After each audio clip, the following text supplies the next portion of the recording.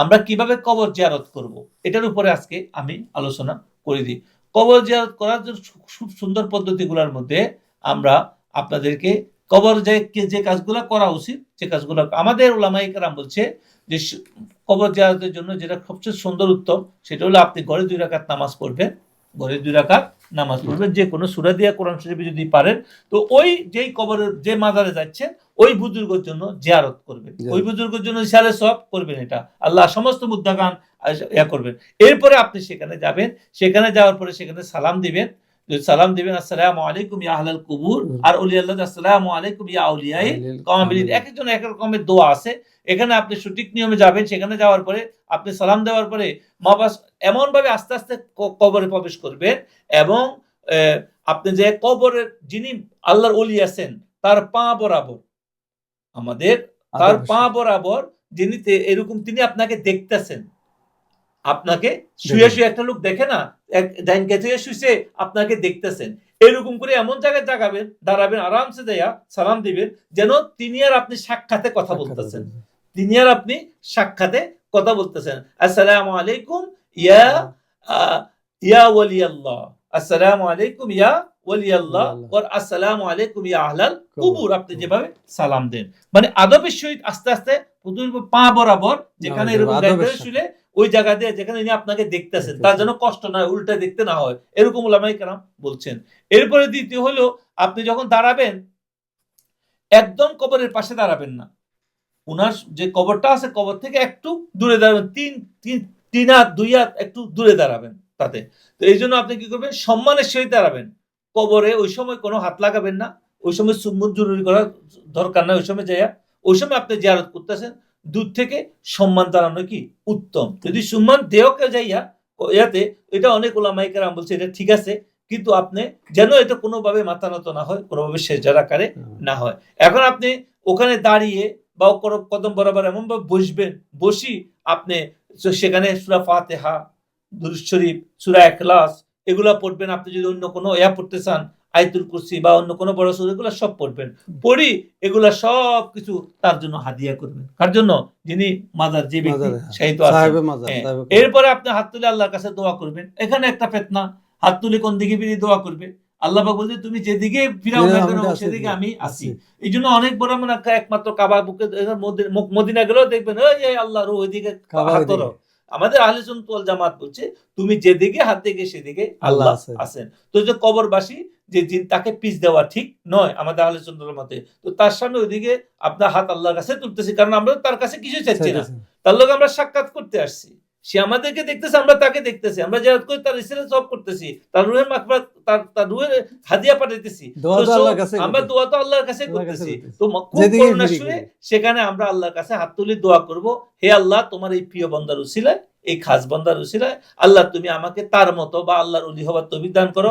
আমার ভিতরে যত গুনাহ আছে, নাফরমানি আছে, শিরকি আছে, বেদাতি আছে, আতাকাব, ওগুলা দূর করে দাও। এভাবে আল্লাহর কাছে দোয়া করব, কারণ সাওয়া হবে আল্লাহর কাছে আর মাধ্যম হবে ওলি আল্লাহ। সাওয়াকার কাছে আল্লাহর কাছে আর মাধ্যমকে ওলি আল্লাহ। এই জিনিসটাকে আমাদেরকে বুঝতে হবে। এরপরে দৃষ্টি অবনত রাখা। আপনি কবরের সামনে এমন ভাবে দাঁড়াবেন যেন একজন সম্মানিত ব্যক্তির সামনে দাঁড়ালে যেরকম মাথা অবনত করে থাকা হয়, এভাবে দাঁড়াবেন। সেখানে যত বেশি জিয়ারতের আদব, সেখানে যে যত বেশি আদব রক্ষা করবে সে তত বেশি করবে। অত্যন্ত প্রিয় মেহমানের সামনে যেরকম মানুষ দাঁড়ায়, খুব প্রিয় ব্যক্তির কামে, সেভাবে সেখানে কোন রকমের শোরগোল, হাসি ঠাট্টা ওখানে করা ঠিক নয়। ওলি আল্লাহর মাজার ওখানে, এটা বেয়াদবি। এবং আপনি যখন জিয়ারত শেষ করবেন, আমাদের আহলে সুন্নাতের মত হলো আপনি একটু নিজের কদমটাকে পিছনের দিকে 2-1 কদম পিছিয়ে যান। আপনি সরাসরি বেয়াদবের মতো মাপ ঘোরানো ঠিক নয়, এটা আদবের দরকার, আদব। তো আপনি কি করবেন, আস্তে আস্তে একটু পিছিয়ে যান 2-4 কদম, পিছনের দিকে যায় কদম, এরপর আপনি আদবের সহিত আস্তে আস্তে চলে যান। এটা হলো মূল কবর জিয়ারতের মূল ভিত্তি, মাজার জিয়ারতের মূল ভিত্তি। কিন্তু আপনি যেখানে যে অনেক কাজ করা আমাদের সুফি ওলামায়ে কেরামের সম্পূর্ণ কঠোরভাবে নিষিদ্ধ করা হয়েছে, সেখানে যাই আপনি যদি সেজদা করেন, কোনো কারণে সেজদা করা হারাম, হারাম, হারাম, সব জায়গায় লেখা আছে হারাম। এবং আপনি সেজদা পাওয়ার মালিক হলো কে? আল্লাহ। আর আপনি সেখানে তাজিমি সেজদা আমাদের বুজুর্গরা নিষেধ করছে না যায়, আপনি সেখানে আপনি লোক সম্মেলন করবেন আর কবরকে ঘুরি ঘুরি তাওয়াফ করবে, মাজারকে ঘুরি তাওয়াফ, এটাও সম্পূর্ণরূপে নিষেধ, না জায়েজ, এটা করা যাবে না। কারণ তাওয়াফ একমাত্র আল্লাহর জন্য। আল্লাহর কাবা জন্য। ঘরে তাওয়াফ করা তাওয়াফ একমাত্র করা কার জন্য? আল্লাহর আল্লাহর জন্য। আর কোন ওলি আল্লাহর কাছে যাইয়া সরাসরি বাবা আমার এটা দেন, বাবা আমার এটা দেন, বাবা আমার সন্তান দেন, বাবা এটা বলো সম্পূর্ণরূপে নিষেধ করা হয়েছে আহলে সুন্নাত ওয়াল জামাতের মতে। আমাকে চাকরি দাও, আমাকে এটা দাও, এটা বলা ঠিক নয়। এটা কোন উলামায়ে আহলে সুন্নাত ওয়াল জামাত বলছে এটা হলো গুনাহ, কবিরা গুনার পর্যায়ে। কারণ তাকে তো উনি ওখানে গেছেন জিয়ারতে, তাকে তিনি আল্লাহ মানেন না, তাকে মানেন আল্লাহ ওলি হিসেবে, বান্দা হিসেবে। কিন্তু আবার যারা আহলে হাদিস বা যারা সালাফি উলামা তারা বলতেছে শিরক। এটা কি শিরক? তার কাছে আছে একমাত্র চাইবো আল্লাহর কাছে। কিন্তু আমাদের আহলে সুন্নাত বলছে যে তুমি ওখানে চাওয়া এভাবে ঠিক নয়, তুমি এভাবে সুন্দর করে চাও আল্লাহ এই বান্দার উসিলায় আমাকে, তো তুমি ইয়া থেকে বাঁচে যাবা। এই জন্য আমাদেরকে আল্লাহ আপনার এই ওলির উসিলা আমাকে দান করো, এটা দান করো, এটা দান করো, সন্তান দান করো, আমার ব্যবসা দান করো, এভাবে বলা যাবে। কবরে মোমবাতি, আগরবাতি এই সমস্ত অপচয়, এটা কি অপচয়। সেখানে যদি খুশবু দিতে হয় আপনি ভালো বর্তমান মানে খুশবু দিতে পারেন। আর বর্তমান মোমবাতি যেখানে দরকার নেই সেখানে শুধু মোমবাতি অপচয় করি। ওই যেখানে তারা খাদেম থাকে বা দেয়া থাকে তাদের পেট বড় করার জন্য কোনো দরকার নাই। সেখানে যেটা দরকার, সেখানে যদি সত্যিকার অর্থে যদি কোনো অলির মাজারের ওখানে লঙ্গরের ব্যবস্থা থাকে, গরিব খাওয়ার ব্যবস্থা থাকে, বা কোনো কিছু ওখানে মাদ্রাসা প্রতিষ্ঠান থাকে, দিনে এলেন দেওয়ার শিক্ষা থাকে, মানুষজনের মাহফিল করার জন্য বা সাপ্তাহিক মাসিক জিকির মাহফিল করা হয়, তাহলে আপনি সেখানে আপনি মানত করতে পারেন, বা সেখানে আপনার পকেটে থাকলে টাকা পয়সা দিয়া ওই হিস্সার মধ্যে দিতে পারেন, যেখান থেকে গরিব মিসকিনকে খাওয়ার জন্য, লঙ্গরে খেদমত করার জন্য আপনি সেখানে দিতে পারেন। এটার দ্বারা আল্লাহর ওলির আত্মাও খুশি হয়। আপনি সেখানে যারা অনেক ভাবে যারা খাবে, অনেক আল্লাহর ওলিও থাকতে পারে সেখানে, যারা হয়তো তাদের বাড়িঘর নাই, সমাজে ওখানে দেখায়, তো এদের উসিলার কারণে আল্লাহ আপনাকে বরকত দিবে। কিন্তু খবরদার, যেখানে এগুলো কিছুই নাই, লঙ্গরের ব্যবস্থা নাই, তারপরে ওখানে শুধু বাক্সাটা লাগায় রাখছে, যদি ওটা মেরামতের জন্য বা ওখানে উন্নয়ন করার জন্য যদি কিছু করতে, তাহলে সেখানে কত টাকা দরকার, সেখানে আপনি দিবেন কেন? সেখানে দিলে কাকে দিবেন? সেখানে কিছু লোক আছে হয়তো বা গ্রুপ করি, ওখানে সিন্ডিকেট করি, ওখানে তারা প্রশাসনিক করি, তারা শরীয়ত মানে না, ওই অলিকেও মানে না, তারা সেখানে মানুষকে আল্লাহর ওলি কাজ সে পয়সাতে খাচ্ছে।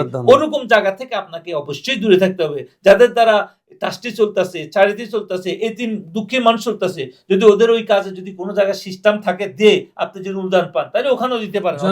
ওই জায়গায় নাই, কিন্তু তারা বিভিন্ন জায়গায় মানুষের খেদমত করতেছে ওই টাকার ইনকাম দিয়া, তাহলে ওখানে করতে পারেন। কিন্তু আপনি এমন জায়গায় করতেছেন যেখানে আপনার কাছে গ্যারান্টি, সেখানে লুটপাট করে কাছে মদদিরা, সরাবিরা, পলিটিক্যাল পার্টি বা সরকারি যারা চাকরি করে এরা, তো আপনি সেখান থেকে নিজেকে যেখানে কাজ হচ্ছে সেখানে দিবেন।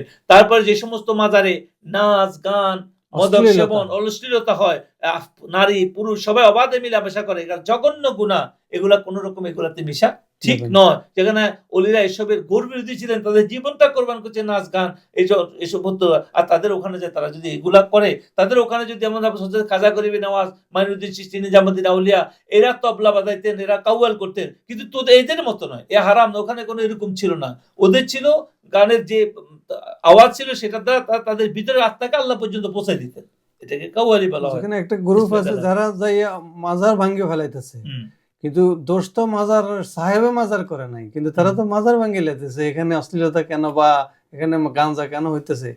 এটা তো মাজার আলাদা, কি এখানে কোনো দোষ আছে মাজার আলার?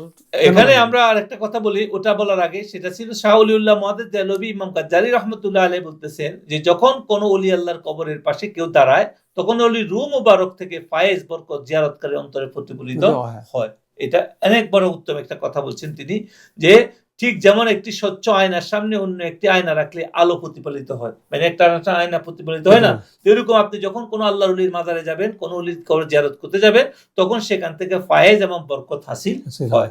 এখন বর্তমান সময় আপনি যেটা প্রশ্ন করছেন সেটা হলো, যারা বর্তমানে বিভিন্ন মাজার ভাঙতেছে, বিভিন্ন ওলির মাজার ভাঙতেছে, বিভিন্ন করতেছে, তাদেরকে সেভাবে ওই যে একটু আগে আমি যে বলছি, যে তারা ওই হাদিসটা আনছে, আর একটা হাদিস মুসলিম শরীফের সুন কর্ম করা নিষেধ, এই দুইটা হাদিসকে তারা ইউজ করি, তারা ইয়াং জেনারেশনদেরকে ভুল শিক্ষা দিতেছে যে রাসূলের হাদিস আলী থেকে আসছে যে তোমরা উঁচু কবরগুলা ভাঙ্গা ফেলাও, অথচ ওই সময় কোনো মুসলমানও ছিল না। তখন সেখানে ইহুদিরা ছিল, খ্রিস্টানরা ছিল, পর্তুগিজরা ছিল, তাদের কবর ভাঙ্গার হুকুম হয়েছে। রাসূলুল্লাহ সাল্লাল্লাহু আলাইহি ওয়াসাল্লাম তাদেরকে কখনো বলে নাই যে এই করার জন্য।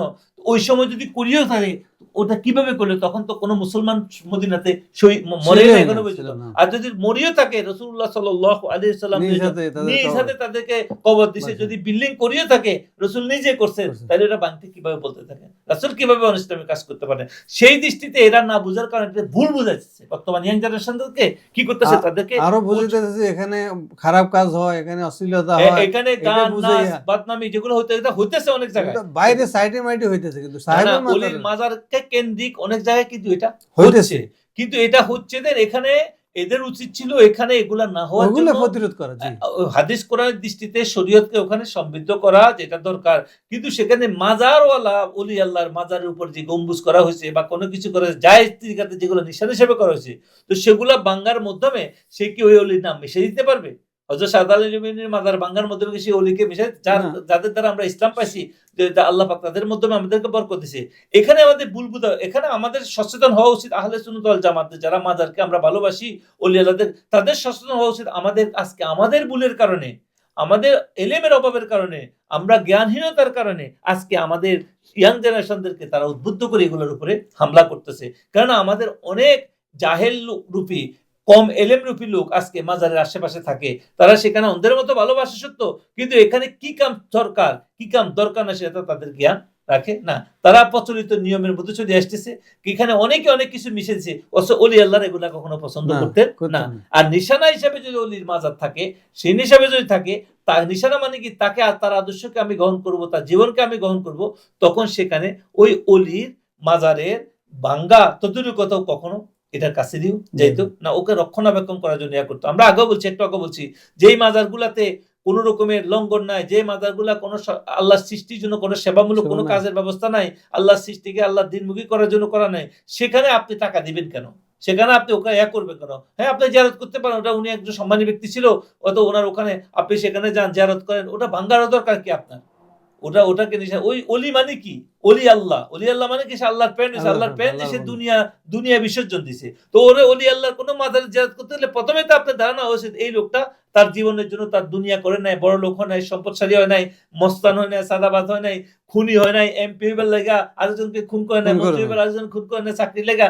এই লোকটা সারা জীবন আল্লাহর রায় কোরবান করতে খুঁজে, তাহলে যদি সত্যিকার অলি হইয়া অলি আল্লাহ হইয়া থাকে, তো তাইলে ওরে আমি সালাম দিলাম, জিয়ারত করলাম, আর ওর থেকে নিলাম, এর মতো আমারও হওয়া উচিত, আল্লাহ রাহে দেওয়া উচিত। তাহলে ওটা ভাঙ্গার তো দরকার ছিল না। আজকে এটা না বুঝে ভুল বুঝাচ্ছে। কিছু কিছু জায়গায় নারী পুরুষ একাত্রিত হইতেছে, বিভিন্ন ভাবে নাচ গান হইতেছে, সেখানে এগুলাকে আমাদের শরীয়তে ওদেরকে বোঝানো উচিত, এলেম দান করা উচিত, এবং এদেরকে সমাজের যুগে যুগে শয়তানের কাজ করাইব। এটাতে কোনো কিছু না, ভালো জায়গার মধ্যেই শয়তান ঘুরবো যেখানে গোমরা করা যায়। তো আমাদের উচিত সেখানে আমরা ঝাঁপি পড়া, শরীয়ত লইয়া, আল্লাহ কালাম লইয়া, রাসূলুল্লাহ হাদিস লইয়া, আধ্যাত্মিকতা লইয়া, তাসাউফ লইয়া, তাইলে অবশ্যই তাদের মধ্যে পরিবর্তন হবে।